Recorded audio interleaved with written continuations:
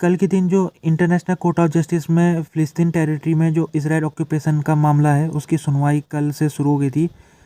तो कल के दिन जो फ़िलिस्तीन अथॉरिटी के फॉरेन मिनिस्टर थे उन्होंने अपना बयान दिया था और उसमें उन्होंने कहा था कि जो इसराइल का ऑक्यूपेशन है अनकंडीशनल इसराइल को इस ऑक्यूपेशन को ख़त्म करना पड़ेगा।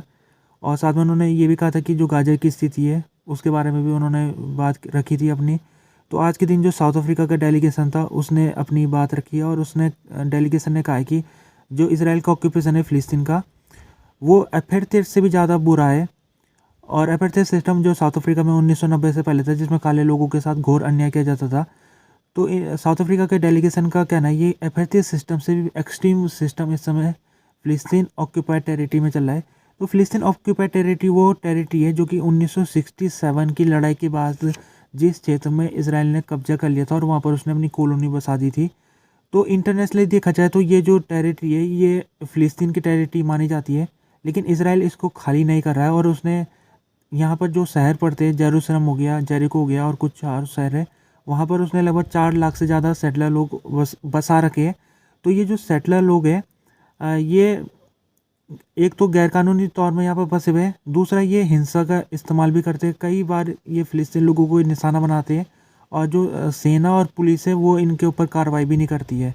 तो साउथ अफ्रीका के जो डेलीगेशन है वो इसी को लेकर वो अपार्थाइड सिस्टम से इसका तुलना कर रहे हैं। और जिस तरह से अपार्थाइड सिस्टम में जो गोरे लोग होते थे वो जब काले लोगों के ऊपर अत्याचार करते थे तो पुलिस और सेना उनके ऊपर कुछ भी कार्रवाई नहीं करती थी।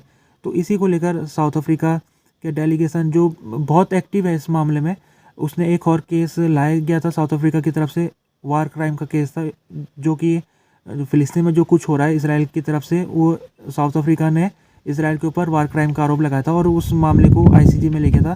तो साउथ अफ्रीका फ़िलिस्तीन लोगों के लिए वो काफ़ी मजबूती से खड़ा हो रखा है और उसके लिए उसको काफ़ी बैकलेस का सामना भी करना पड़ा है, लेकिन इसके बावजूद साउथ अफ्रीका जो उसकी प्रिंसिपल पोजीशन है उससे पीछे नहीं हट रहा है।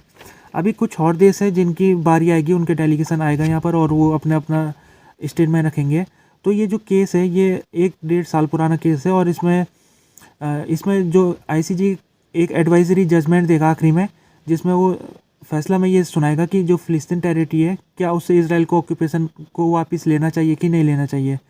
तो इसराइल का जो डेलीगेशन था उसको यहाँ पर इस बार तो नहीं आएगा और उसका जो स्टेटमेंट था उसने 5-6 महीने पहले दर्ज कराया था जिसमें इसराइल ने कहा था कि जो केस है ये आईसीजे के जूरिडिक्शन से बाहर है और आईसीजे इसके ऊपर कोई भी फैसला ना सुनाए। यूएन एजेंसी यूनिसेफ इसने वार्निंग दी है कि जो गाजा स्ट्रिप में इस समय सिचुएशन है बहुत ज़्यादा बुरी है और ज़्यादा बुरी हो सकती है अगर ये जो लड़ाई है उसको रोका नहीं गया तो।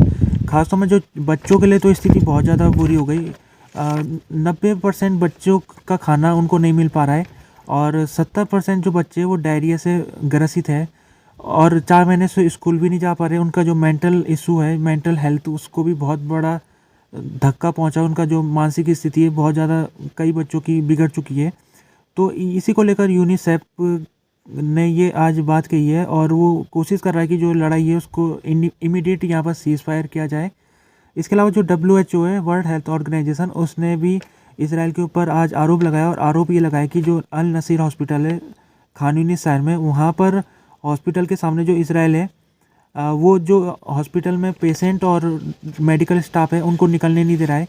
तो अभी तक हॉस्पिटल के अंदर 130 पेशेंट है और 15 डॉक्टर है। तो ये निकलना चाह रहे हैं हॉस्पिटल से बाहर क्योंकि हॉस्पिटल में सब कुछ बंद हो गया है, वहाँ पर ना बिजली है ना कुछ है। तो इन लोगों को बाहर निकालने की कोशिश WHO ने की थी और उसने यहाँ पर मिशन भेजे थे, रेस्क्यू मिशन। तो इसराइल की सेना इन रेस्क्यू मिशन को हॉस्पिटल के अंदर पहुँचने नहीं दे रही है। तो इसी को लेकर WHO ने स्टेटमेंट जारी किया था और कहा है कि इसराइल ये काम गलत कर रहा है। उसको जो ये डॉक्टर और पेशेंट है इनको निकालने की परमिशन मिलनी चाहिए इसराइल की तरफ से। लेटेस्ट ऑपरेशनल अपडेट आया है इसराइल की तरफ से। इसराइल की मिलिट्री ने कहा है कि जो उसका जो कार्रवाई है वो सब जगह चल रही है, नॉर्थन गाजा में भी चल रही है, सेंट्रल गाजा में भी चल रही है और साउथर्न गाजा में भी चल रही है। तो इसराइल के जो IDF है, जो सेना IDF कहा जाता है उसको, तो IDF ने आज के दिन ये कंफर्म कर दिया कि उसका एक जो सिपाही है उसकी मौत हो गई है। तो ये जो सिपाही है इसको 15 फरवरी के दिन इसको चोट लगी थी और मिलिट्री ऑफेंसिव के दौरान इसको घायल हो गया था और इसकी खान यूनिस की जगह में इसको घायल हो गया था, तो उसके फिर इलाज चला था, तो इलाज के दौरान इसकी मौत हो गई। तो कुल मिला के इसराइल के जो लॉस हुआ है गाजा में इस समय आईडीएफ का, वो 236 पहुंच गया है। 236 आईडीएफ के जो सिपाही है अभी तक गाजा में कार्रवाई के दौरान मारे जा चुके हैं। इसराइल के जो गवर्नमेंट के स्पोक पर्सन है इवान लेवी, उन्होंने आज के दिन एक यूएन रिपोर्ट को कंडेमनेशन किया है। तो ये जो यूएन रिपोर्ट थी इसमें कहा गया था कि क्रेडिबल एलिगेशन है, और एलिगेशन ये कि जो इसराइल की आईडीएफ सेना है वो ह्यूमन राइट वायलेशन कर रही है गाजा के लोगों के ऊपर, और फ़िलिस्तीन कई महिलाओं का रेप कर रही है, और इसके अलावा गर्ल्स हो गई उनको उनके कपड़े उतार रही है।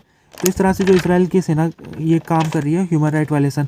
तो ये रिपोर्ट में कहा गया यूएन की रिपोर्ट, और इसी रिपोर्ट को लेकर इसराइल के जो स्पोक पर्सन है इवान लेवी, उन्होंने इस रिपोर्ट को खारिज किया, और उन्होंने कहा कि रिपोर्ट इसराइल को बदनाम करने के लिए पब्लिश की गई है।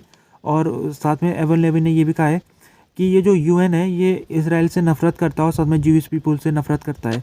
तो इसराइल लंबे समय से यूएन का वो मुखालफत करता आ रहा है, और इसराइल ने ये पहले भी कह रखा है कि यूएन हमास के साथ मिला हुआ है, जैसे कि UNRWA जो एजेंसी है यूएन की, तो इसराइल इसको हमास का ऑर्गेनाइजेशन के रूप में इसको बुलाता रहा है, और कह रहा है कि जो UNRWA है वो हमास के हेल्प करती है हमास को। और इसके अलावा दूसरी यूएन के ऑर्गेनाइजेशन के ऊपर भी इसराइल कुछ ऐसी आरोप लगाता है। तो इसराइल ने यही आरोप आज यूएन की जो रिपोर्ट है उसके ऊपर लगाया, और कहा कि ये जो रिपोर्ट है ये इसराइल को बदनाम करने के लिए निकाली गई है। जो यूनाइटेड किंगडम इंग्लैंड है, वहाँ के जो अपोजिशन लेबर लीडर है केयर स्टारमर, उन्होंने अपना जो पॉलिसी स्टांस है उसमें थोड़ा चेंज कर दिया है। अभी तक वो सीज फायर से बच रहे थे, लेकिन आज के दिन उन्होंने शिफ्ट करके इमीडिएट ह्यूमैनिटेरियन सीज फायर का पॉलिसी अपना ली है। तो लेबर पार्टी जो है उसमें काफ़ी जोर पड़ रहा था पिछले 4 महीने से, जब से लड़ाई शुरू हुई, और कई लेबर मेंबर है जो चाहते थे कि जो इसराइल की कार्रवाई है उसको रोका जाना चाहिए। तो केयर स्टारमर उनकी बातों को मान नहीं रहे थे, और कई लेबर काउंसिलर उन्होंने निराशा में अपनी पार्टी को छोड़ दिया था। लेकिन इसके बावजूद भी केयर स्टारमर हटे नहीं रहे, लेकिन उनको अब लग रहा है कि अब ये बहुत जाती हो गई है। अब इसराइल ने जितना करना था, जो उसको जितना उसका क्रेडिबल ऑफेंसिव था वो पूरा हो चुका है। अब वो जो कार्रवाई कर रहा है वो उससे जो नुकसान हो रहा है सिविलियन को पहुंच रहा है। तो जो केयर स्टारमर है उन्होंने अपनी पॉलिसी को शिफ्ट कर दिया, और उन्होंने कहा है कि कल के दिन जो रेजुलेशन आएगा, मोशन आएगा एसएनपी पार्टी द्वारा, स्कॉटिश नेशनल पार्टी लाएगी कल के दिन मोशन, तो उसी मोशन में जो ह्यूमैनिटेरियन सीज फायर का बात होगी तो उसको ये लेबर पार्टी सपोर्ट करेगी। तो इसमें ये इमीडिएट ह्यूमैनिटेरियन सीज फायर जो है इसमें थोड़ा समझना ज़रूरी है।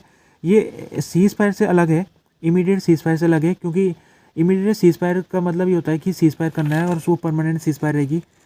इमीडिएट ह्यूमैनिटेरियन का सीज फायर का मतलब ये होता है कि जो सीज फायर होगी वो ह्यूमैनिटेरियन पर्पस से होगी, ताकि लोगों को सुरक्षित जगह में पहुंचा जा सके। और इसके अलावा इस ह्यूमैनिटेरियन सीज फायर में एक कंडीशन ये भी होती है कि दोनों पक्षों को इसमें इस कंडीशन को फॉलो करना पड़ेगा। अगर एक भी पक्ष इस कंडीशन का वादा खिलाफी करता है तो फिर ये टूट सकता है ये ह्यूमैनिटेरियन सीज फायर।